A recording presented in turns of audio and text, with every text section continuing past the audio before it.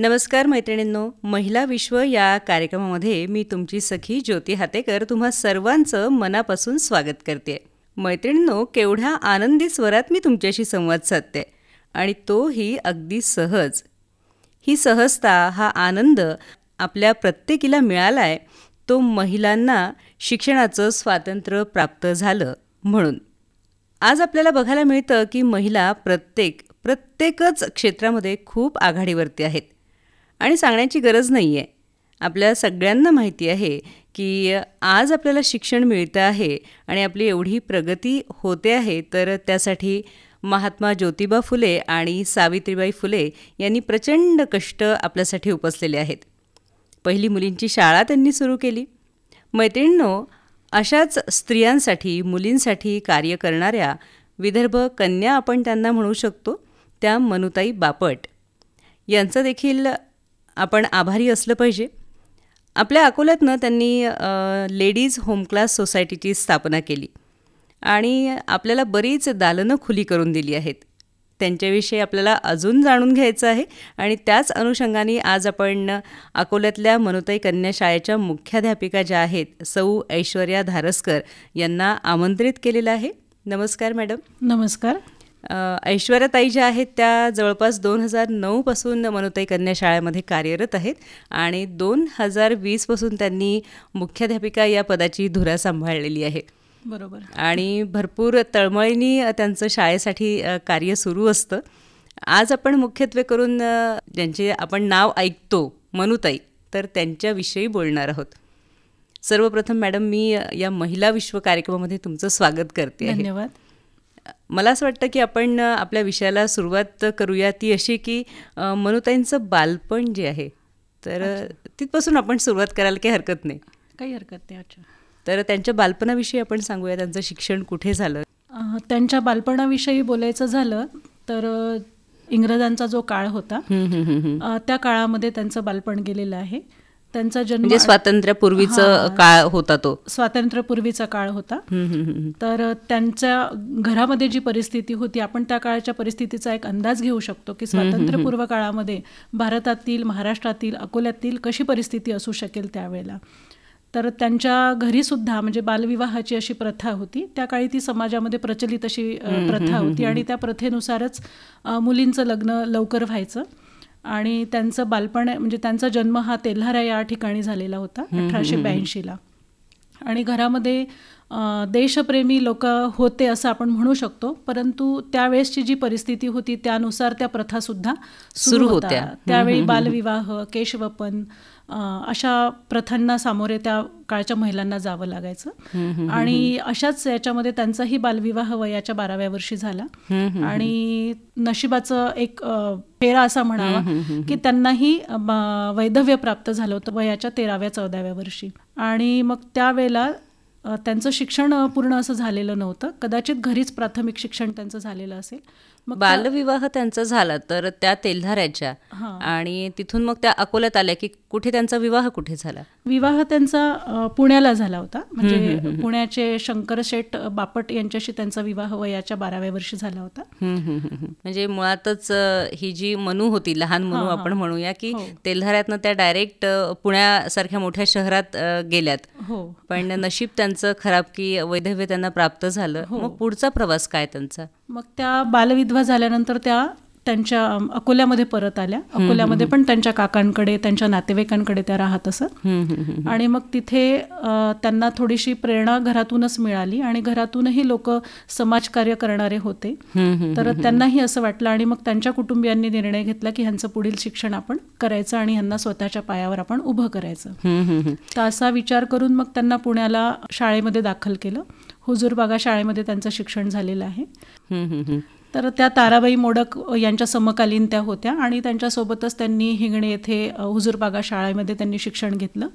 तर सुरुवातीला त्यांनी 7वी पर्यंत शिक्षण घेतलं, पण नंतर त्यांची प्रकृती थोडी खालावलेली होती, त्यामुळे त्यांना परत अकोल्यामध्ये आणलं. आणि मग घरच्यांनी निर्णय घेतला की आता परत त्यांना पुण्याला पाठवायचं नाही. तर त्यांचं कुटुंब फार मोठं होतं, भागवत कुटुंब, नावाजलेलं कुटुंब अकोल्यातलं, आणि गर्भश्रीमंत असे भागवत कुटुंब होते. तर त्या कुटुंबातीलच मुलांना ह्यांनी शिकवावं असं घरच्यांचा मानस होता. त्या सगळ्या मुलांना शिकवायच्या, पण पण मग ते शिकवताना परत त्यांना असं प्रौढ स्त्रियांकडे त्यांची नजर जायची आणि त्यांचा विचार त्यांच्या डोक्यामध्ये यायचा. म्हणजे आपण त्यावेळेसची परिस्थिती जर बघितली तर 1848च्या आसपास, 1848लाच मला वाटतं पहिली मुलींची शाळा स्थापन केल्या गेली फुले दाम्पत्याकडनं. आणि 1882 सालचा यांचा जन्म आणि 12व्या वर्षानंतर वैधव्य प्राप्त झाल्यानंतर म्हणजे 94-95 आपल्याला म्हणता येईल की त्या पुन्हा पुण्याला शिकायला गेल्या. म्हणजे एवढ्या या कालावधीमध्ये है ना, या 50 वर्षाच्या कालावधीमध्ये पण भरपूर प्रगती झालेली होती. म्हणजे फुले दाम्पत्याला यश यायला लागलं होतं असं म्हणायला हरकत नाही. कारण अकोल्यातल्या पण तेल्हाऱ्यासारख्या ठिकाणावरून कोणीतरी विचार करताय की माझ्या मुलीला आता पुढे काय, तर मला तिला शिकवलं पाहिजे. बरोबर. तर भरपूर प्रगती त्यांनी केली होती, हे यश म्हणायला पाहिजे. त्यांनी जे कष्ट उपसले त्याचं चीज झालं असं म्हणायला पाहिजे. आणि त्यांनी हुजूर पागा इथे शिक्षण घेतलं आणि त्या पुन्हा अकोल्यात आल्या. आणि मग इथे त्यांनी घरी त्यांच्या घरातल्या म्हणजे कुटुंबातील लहान मुलांना, इतर लोकांना त्यांनी शिक्षण देण्यासाठी सुरुवात केली. पण त्यांच्या मनात सतत असा विचार यायचा की स्वतःसाठी त्या जेव्हा विचार करायला लागल्या आणि कुटुंब विचार करायला लागले की यांना यांच्या पायावर उभं करायचं, सक्षम बनवायचं, मग त्यांच्या मनात इतर स्त्रियांचा विचार आला आणि तिथून त्यांचं शैक्षणिक कार्याला सुरुवात झाली. वळल्या कशा या गोष्टीकडे, सुरुवात कशी झाली? ही लेडीज होम क्लास सोसायटी जी आपण ऐकतो की त्यांनी 1911ला स्थापन केली होती, तर त्याचं बीज कुठे रोवलं गेलं? तर त्यांना घरातही तशीच प्रथा आणि त्या स्त्रिया त्यांच्या नजरेसमोर होत्याच. नातेवाईकांमध्ये म्हणा किंवा आजूबाजूला समाजामध्ये त्यांची नजर अशा ठिकाणी होतीच की स्त्रियांचं आता मी तर माझ्या घरी व्यवस्थित आहे, सगळं काही आहे, माझे घरचे लोक मला शिकवू शकतात आहे, माझ्या पायावर उभं राहू म्हणजे सक्षम बनवू शकतात आहे. पण समाजातील इतर स्त्रियांचं काय? आणि स्त्री हा समाजाच्या हितासाठी, राष्ट्रहितासाठी महत्त्वाचा घटक आहे की एक माताच पुढच्या पिढीला चांगल्या पद्धतीने शिकवण, संस्कार देऊ शकते. जर हीच सक्षम नसेल तर समाजाचा उद्धार सुद्धा कसा होणार? म्हणून मग हे त्यांचे विचार त्यांच्या मनामध्ये रेंगाळत असायचे सतत. आणि मग तिथून त्यांना प्रेरणा मिळाली. आणि जेव्हा त्या अकोल्याला असताना सुद्धा त्यांची चुलत बहीण वेणुताई वगैरे ह्या सुद्धा पुण्याला शिकत होत्या. आणि गोपाळ गणेश आगरकर, ज्यांचं आपल्याला नाव माहिती आहे, सुधारक म्हणून आपण ओळखतो, तर त्यांच्याशी पण म्हणजे ते त्यांचे आतेभाऊच होते. आणि त्यांच्या प्रेरणेने मग त्यांना असं वाटलं की अकोल्यात सुद्धा आपण असं एक काम सुरू करावं. म्हणून त्यांच्या डोक्यामध्ये असा विचार आला की स्त्रियांना सक्षम करण्याचं काम आपण हाती घ्यावं. आणि याच उद्देशाने त्यांनी महिलांसाठी ही संस्था सक्षमीकरणासाठी सुरुवात केली. तर 1911मध्ये त्यांनी संस्थेची स्थापना केली. सरंजामे म्हणून त्यावेळेला अध्यक्षा होत्या. आणि मुख्यत्वे मनुताईंनी ते काम केलं, संस्था निर्माण करण्याचं, स्थापन करण्याचं त्यांनी काम केलं. आणि समाजामध्ये मग त्यांनी सुद्धा आपल्या अकोला शहरामध्ये, जुन्या शहरामध्ये विशेषतः करून जेव्हा महिलांना बाहेर पण पडण्याची संधी मिळत नसे, त्यांचं विश्व म्हणजे मुलींचं किंवा सामान्य स्त्रियांचं विश्व हे अंगणापर्यंत होतं आणि विधवा स्त्रियांचं विश्व हे त्यांच्या स्वयंपाकघरापर्यंत असायचं. तर मग अशा ठिकाणी त्यांनी जाऊन घरोघरी जाऊन आपल्या स्त्रियांच्या कार्याविषयी सांगितलं, स्वतःच्या क्लासबद्दल सांगितलं, महिलांना त्या शिक्षणाचं महत्त्व त्यांनी पटवून दिलं. आणि छोट्या प्रमाणात आधी क्लासची सुरुवात केली, जसं ज्येष्ठांची शुश्रूषा करणे, त्यानंतर भरतकाम, विणकाम, शिवणकाम अशा क्लासेसची त्यांनी तिथे सुरुवात केली शिकवणीची. आणि मग महिलांना घरोघरी जाऊन त्यांनी हे सगळं सांगितलं, त्यांच्या विचारांमध्ये बदल केला. तर मग महिला पण सुरुवातीला प्रतिसाद मिळाला नाही, पण नंतर मिळाला. म्हणजे त्या काळच्या महिला पदराखाली चपला लपवून दुपारच्या वेळेला क्लासला येत होत्या. आणि हळूहळू त्यांनी त्यांच्या क्लासचं व्याप्ती वाढवत त्या गेल्या.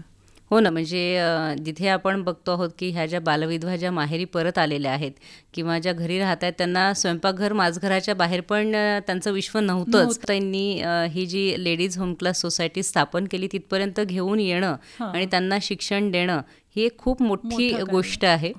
तुम्ही सांगितलं आता की त्यांच्या घरामध्येच मुळात देशभक्तीपर वातावरण होतं. तर त्यांच्याकडे उच्च शिक्षित असं कोण होतं? उच्च शिक्षित त्यांचे स्वतःचे वडीलच होते, ते सुद्धा व्यवसायाने वकीलच होते. आणि तेल्हाऱ्यामध्ये त्यांचं राहणं होतं, परंतु बहुतेक त्यांचं काम अकोल्यातच चालत असे. आणि कुटुंबीय सुशिक्षितच होते, त्यांचे भागवत कुटुंबीय सुशिक्षित म्हणूनच नावाजलेले त्यावेळेला होते. जी शिक्षणाची त्यांना संपूर्णतः जाण होती. आपल्या मुलीवर आलेला जो प्रसंग होता बालविधवा होण्याचा, तर त्याला ते सामोरे गेले सामोरे विनाकारण त्या दुःखाला स्वतःही राहिले बसले नाही आणि दुःख घेऊन बसले नाही, कुटुंब सुद्धा नाही आणि मनुताई स्वतः सुद्धा नाही. तर त्यांनी पण अतिशय धाडसानी हे कार्य सुरुवात केली. या कार्याची त्यांनी काही कालांतर 1900 साधारणतः 21चा काळ वगैरे जो होता त्यावेळेला त्यांनी संगीताचा क्लास सुद्धा तिथे सुरू केला. म्हणजे त्यामध्ये जे आपण ज्याला असं म्हणतो की बेसिक म्युझिक जे म्हणतो आपण, ते त्या काळात त्यांनी शिकवणं तिथे सुरू केलं. म्हणजे मूळतः हा जो क्लास त्यांनी काढला, ही सोसायटी जी त्यांनी स्थापन केली, ह्या ज्या विधवा किंवा प्रौढ स्त्रिया ज्या होत्या त्यांच्यासाठी, आणि त्यातही आपण विधवा वगैरे ज्या म्हणू की ज्यांना अगदी माजघराच्या बाहेर निघायला पण बंदी आहे, अशांना कुठेतरी मनाला विरंगुळा पण हवा होता, त्यांच्या बुद्धीला पण काही काम हवं होतं, हे दोन्हीही त्यांनी देण्याचं काम केलं. आणि खरं तर घरातली स्त्री जेव्हा प्रफुल्लित राहते, आपण बघतो आजही सुद्धा की ती जर प्रफुल्लित असेल तर ती घराचा खूप चांगला सांभाळ करते. आजही आपण हे मान्य करतो की एक स्त्री जर शिकली तर ती पूर्ण कुटुंबाचं कल्याण करते. बरोबर आहे. तर भरपूर दूरदृष्टी म्हणून त्यांनी ठेवली होती हा क्लास स्थापन करण्यामागे. बरोबर. त्यानंतर आपण काय सांगू त्यांच्या जीवन प्रवासाविषयी, किंवा आणखीन कोणत्या गोष्टींमधनं त्यांची दूरदृष्टी आपल्याला दिसून येते? त्यांनी अनेक गोष्टींचं अवलोकन समाजामध्ये आणि स्त्रियांच्या बाबतीत त्यांनी केलेलं होतं की जर घरातली स्त्री ही जर शिकलेली असेल, तिला स्वतःला जर दूरदृष्टी असेल किंवा तिला स्वतःला कुटुंबाप्रती समाजाप्रती प्रेम जर असेल तर ती देशाचा विकास तर नक्कीच होईल असं त्यांना वाटत होतं. म्हणून सगळ्यात सुरुवातीला त्यांनी स्त्रियांच्या भावविश्वाचा विचार केला की कलाकुसरीचे कामं, शिवण क्लास, या सगळ्या गोष्टींची त्यांनी सुरुवात तिथे केली. त्यानंतर हळूहळू त्यांना जसा विद्यार्थिनी, सगळ्याच महिला किंवा विद्यार्थिनी ह्या पुढे शिकण्या, म्हणजे त्या महिलांसोबत विद्यार्थिनी सुद्धा येत होत्या, मुली सुद्धा यायला लागल्या, त्यांच्या घरात ज्या मुली असतील त्या पण यायला लागल्या होत्या. म्हणजे ही एक चांगली यशाची नांदी होती आणि त्यांनी जे समाजकार्य केलेलं आहे त्याची ही चांगली नांदी होती की त्यांच्यासोबत मुली सुद्धा यायला लागल्या होत्या. मला असं वाटतं ही म्हणजे आपण बरंचसं पुस्तकं चाळलीत किंवा बाकी बघितलं तर आपल्याला याच्या आधी अशी कुठली संस्था अकोल्यात स्थापन झालेली दिसत नाही. महिलांसाठी ही विदर्भातली पहिलीच संस्था आहे, पहिलीच संस्था आहे ही अकोल्यातली. प्रौढ स्त्रियांसाठी स्थापन झालेली ही पहिली संस्था होती, प्रौढ स्त्रियांसाठी. आणि निश्चितच ही अशी संस्था स्थापन करण्याचा मान जो आहे तो मनुताई बापट यांच्याकडे जातो. त्यानंतर हे जे आता आपण बघतो, मी तुमच्या शाळेत येऊन गेले ह्या मुलाखतीपूर्वी, तर आपण बघितलं की आता चांगल्या पद्धतीने शाळा चालली आहे, पूर्व माध्यमिक. तर याची सुरुवात कशी झाली? ज्या वेळेला आपण, जसं मी आधी तुम्हाला सांगितलंय की त्या महिलांसोबत मुलींनी सुद्धा येण्याला सुरुवात केली होती, मग तिथे त्यांना असं जाणवलं की ह्यांना शिक्षणाची सुद्धा गरज आहे. म्हणजे मूलभूत शिक्षण त्या त्यांच्या संस्थेमध्ये देतच होत्या, या सगळ्या कामासोबत त्यांना वाचन, लेखन हे सुद्धा धडे त्यांना देतच होत्या. आणि मग शिक्षणाच्या प्रवाहामध्ये सुद्धा त्या मुली यायला लागल्या. मग त्यांना कळायला लागलं की ह्यानंतर आता ह्या मुलींना पुढे कॉलेजचं, महाविद्यालयीन शिक्षण यांना घ्यायचं नाही आहे, इथे या कुठेतरी शिक्षणासाठी थांबणार आहे. मग त्यांनी कठीण विषय सोडून सोपे विषय परत शाळेत शिकवण्याची सुरुवात केली. आणि मग शाळेची पण स्थापना त्या दरम्यानच त्यांनी केली की यांना शिक्षणाची सुद्धा गरज आहे. म्हणजे फक्तच बायकांसाठी चालवलेला तो शिवण क्लास किंवा अगदीच बाकी काही भरतकाम वगैरे शिकवण्याचा असा तो वर्ग नव्हता. तो जरी त्यांनी बेसिक चालू केला तरी पण त्यासोबत त्यांना लेखन, वाचन शिकवणे आणि शिक्षणाची सुरुवात सुद्धा त्यांनी तिथे केलेलीच होती. म्हणजे त्या महिलांना त्या लेखन, वाचन हे शिकवतच होत्या. आणि परत त्यांच्या मनावर संस्कार होण्यासाठी त्या क्लासेसमध्येच त्या व्याख्यानं, मोठ्या लोकांच्या भेटी, चर्चासत्र अशाचं ते आयोजन त्यावेळेला करत असे. मग त्यामधून त्यांच्यामध्ये शिक्षणाची गोडी निर्माण झाली आणि समाजाचं चांगलं चित्रसुद्धा त्यांच्यासमोर आलं. आणि शिकण्याची एक उत्सुकता आणि गोडी त्यांना तिथून लागून गेली. आणि मग शाळेची स्थापना करण्यात आली. आणि मग शाळेत अशा मुली यायला लागल्या. घरोघरी जाऊन मनुताई सुद्धा शिक्षणाचा प्रसार करायच्या आणि विद्यार्थिनींचा प्रवेश शाळेमध्ये त्या करत असत. म्हणजे वाटते तेवढी सोपी गोष्ट नाही. आजही आपण बघतो की खरं तर सगळ्याच गोष्टींचा खूप भडीमार झालेला आहे. खूप सगळ्या शिक्षण संस्था आहेत. आजही असं आहे चित्र की घरोघरी जाऊन आपल्याला विद्यार्थी आणावे लागतात. पण त्या काळी हे अजिबात सोपं नव्हतं. ज्या याच्यामध्ये आपण सांगतोय की बालविधवांना घराबाहेर निघायला पण बंदी होतीच, अशा ठिकाणी घरी जाऊन त्यांना समजावून सांगणे, त्यांच्या घरच्यांची पण परवानगी घेणे आणि त्यांना आपल्या क्लासपर्यंत आणणे. क्लासपर्यंत आणल्यावरही तुम्ही सांगितलं की त्या गप्प नव्हत्या, त्यांना नुसतं शिवणकाम, भरतकाम नाही शिकवलं तर त्यांना लेखन वाचन शिकवलं, त्यांच्यासाठी व्याख्यानांचं आयोजन पण केलं जेणेकरून चांगले विचार त्यांच्यापर्यंत पोहोचावे पाहिजे. बरोबर. म्हणजे आपण जेवढं नवल करू, जेवढं आश्चर्य करू मनुताईंच्या दूरदृष्टीचं तेवढं कमीच पडतं, कमीच पडेल. आणि त्यावेळेला हे प्रवाहाच्या विरोधात असलेलं काम होतं की प्रवाह हा नव्हताच ना तेव्हा, की स्त्रियांनी शिक्षण घ्यावं, सक्षम बनावं. एकतर मुळातच स्वातंत्र्यापूर्वीचा काळ, तो काळच देशभक्तीने भारावलेला होता. तेव्हा देशात पण केवढ्या वेगवेगळ्या घडामोडी चाललेल्या होत्या.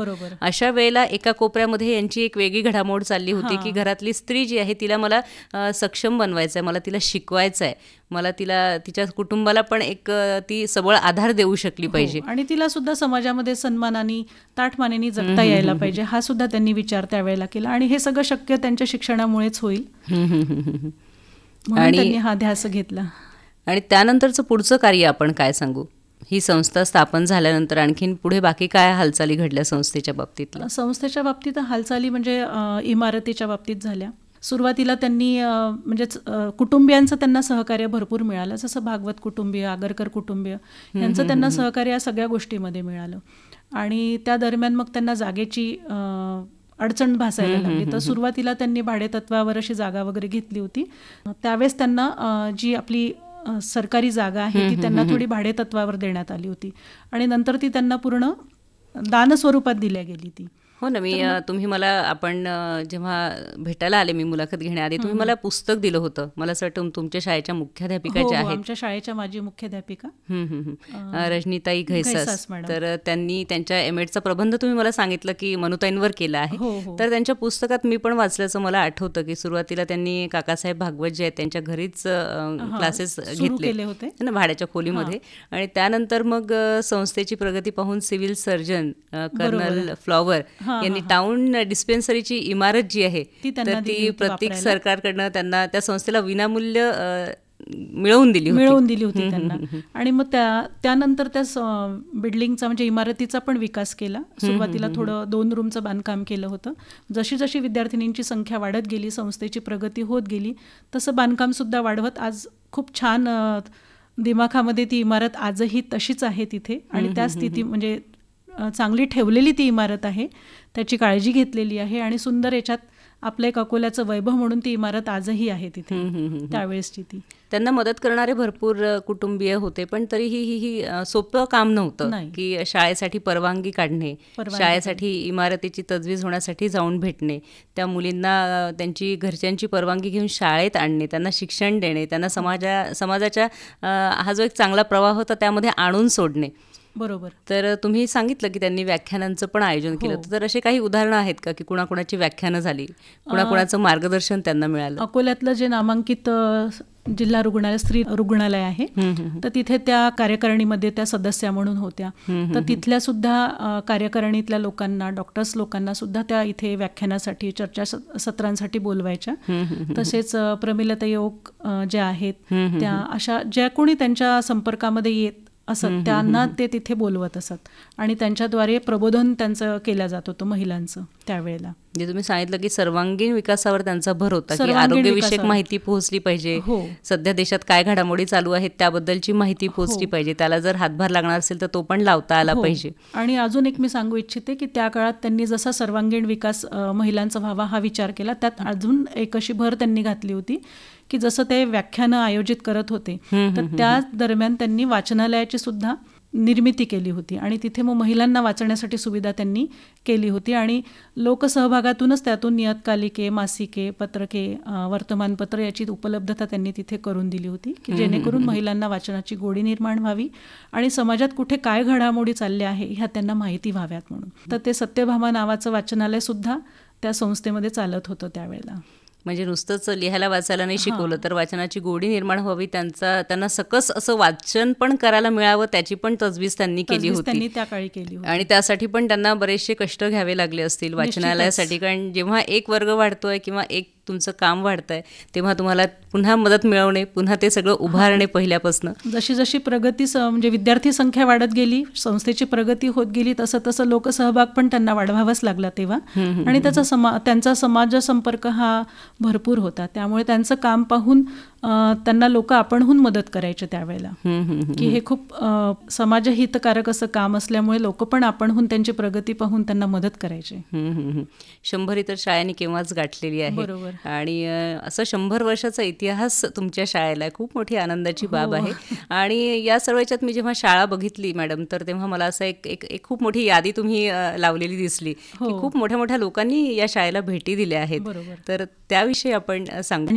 अनेक मान्यवरांच्या भेटी संस्थेला लाभलेल्या आहेत, जसं त्यांच्या समकालीन ताराबाई मोडक, सरोजिनी नायडू, धोंडो केशव कर्वे, महात्मा गांधी, लोकमान्य टिळक यांच्या भेटींचे म्हणजे तिथे आहेत. शाळेमध्ये शेरेसुद्धा आहेत. आणि तसं त्यावेळेला ते शेरे बुक म्हणून असं तेव्हापासून ती प्रथा आहे, ती आजतागायत आमच्या शाळेत सुरूच आहे अजून. तर मला असं वाटतं की काही लोकांचं आपण सांगायला हरकत नाही. तर महात्मा गांधीजींची जेव्हा शाळेला भेट झाली तेव्हा मनुताईंचा एक उपक्रम शाळेमध्ये सुरू होता, की चरखा बसवून त्यांनी सूतकताईचं काम तिथे सुरू केलं. तर स्वदेशीची चळवळ सुरू असताना, आणि मग ती सूतकताई करायचे ते, आणि त्यातूनच कापड विणून त्याची पिशवी किंवा असं काही बनवून ते द्यायचे. तर तशी त्यांनी गांधीजींना पिशवी दिली होती.